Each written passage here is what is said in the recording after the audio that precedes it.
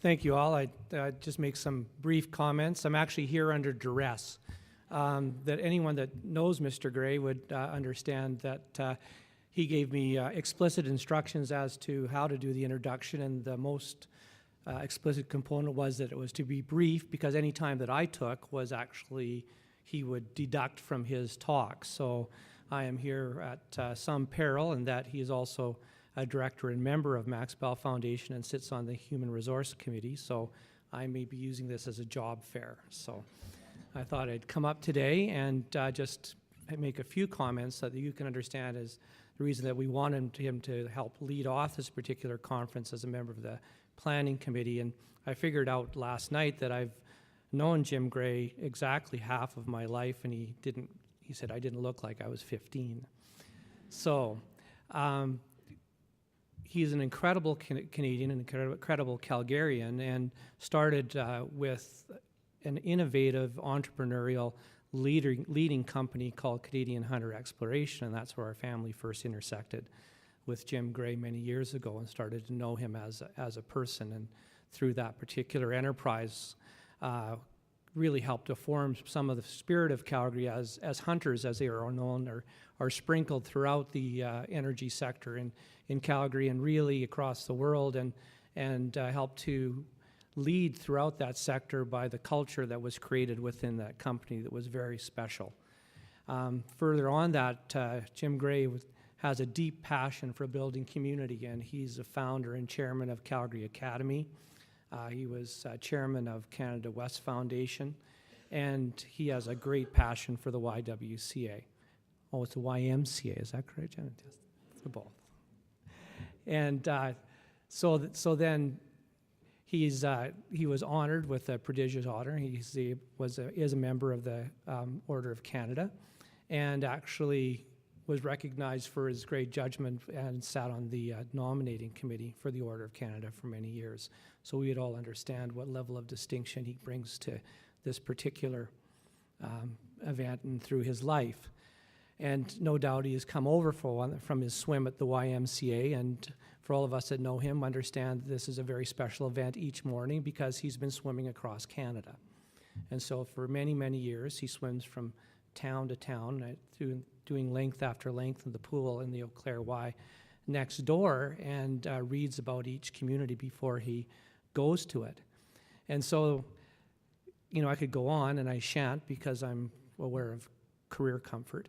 And so I just want to say that the one thing that really strikes me about Jim Gray is our personal relationship, and I'm always touched at the way that he comes to everything that we do together with an open heart, with a broad smile on his face, and a book in his hand. And the book is for me to read, and there will be a quiz later. So, Jim.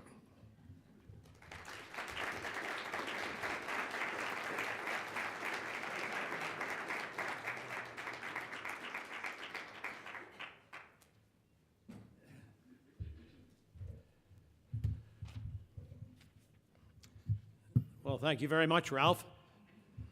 I hope the Lord forgives you for all those exaggerations, but it's a great morning. And yes, I've been over done my swim at the Y.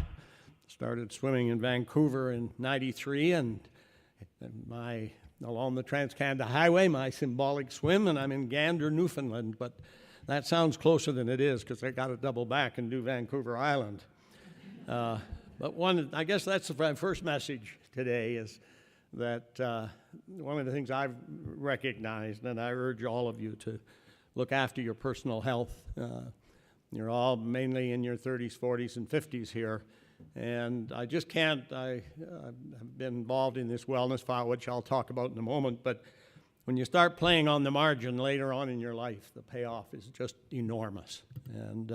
But now is the time for you to make those sorts of commitments. So what I've been asked to do this morning is to comment what each of us can do to identify and execute strategies that can produce positive change in our complex social problems. Now, what I thought about how to do this, and so I thought what I would do would be to talk about 4 teams, and I urge you to understand that these are teams of people and 4 teams in which I participated, and played a part to stimulate some of that discussion. Each of these projects has, in large measure or in small measure, been a catalyst for change. Some have achieved some measure of success, and others have fallen short. But all have involved several similar themes, and I'll come back to that later. So let me take you back to the late 1990s. We're going to start off by talking about gambling. And Alberta was at that time earning more money from gambling than it was from oil royalties. And that struck me one day and a number of other people. And they were, of course, mainly coming from VLTs and slot machines. And at that time, doing a little bit of work with David Elton, who is, I believe, here this morning, we determined that, or we observed that all the provinces were developing an addiction for this regressive form of taxation.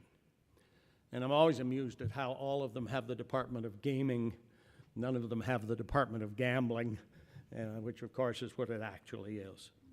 And the damage in human terms was at that time and remains to this day to be substantial. So what happened? Well, a small group of people decided to do something. And in my presentation, I've kind of underlined that.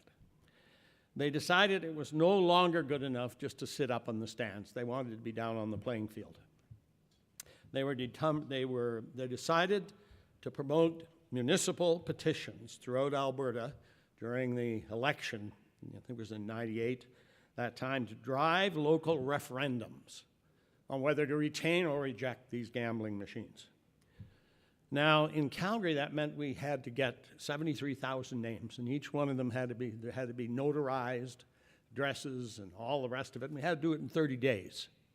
And we ended up getting 123,000 names. So what was the outcome? There was a province-wide debate on this whole issue of gambling. Every NGO that I'm familiar with carefully examined their funding practices and their conscience. Governments were forced into a position of protecting their revenue base derived from their addiction. And so they promoted the benefits of gambling primarily through their funding of charitable organizations, ignoring, of course, the reality that the bulk of the revenues goes into general revenue from gambling. And of course, as predictably, the gambling industry was very, very aggressive, freedom of choice, et cetera, et cetera, et cetera. Lots of debates nationally as well as provincially as well as in the city. Now, our referendum in Calgary, we lost by less than 5%. And to be fair, most municipalities agreed to retain the machines. The budget for the whole province was $100,000, which we just raised privately. But it was a wonderful experience. It was a great exercise in democracy, and there was a thoughtful discussion on this whole issue of gambling and addictions and treatment, etc. It was a wonderful exercise in democracy. Okay, let's talk about a second team, and you'll hear more from Tim, but it's on homelessness. Now, Calgary had a wonderful record under Art Smith, and as you drove into town, you probably saw the homeless shelter, wonderful achievements. And back in 2006, 60 Minutes broadcast throughout all of North America a segment which identified the beating of a homeless man in Calgary by a group of teens, bored and high on drugs, and they made a video of this beating.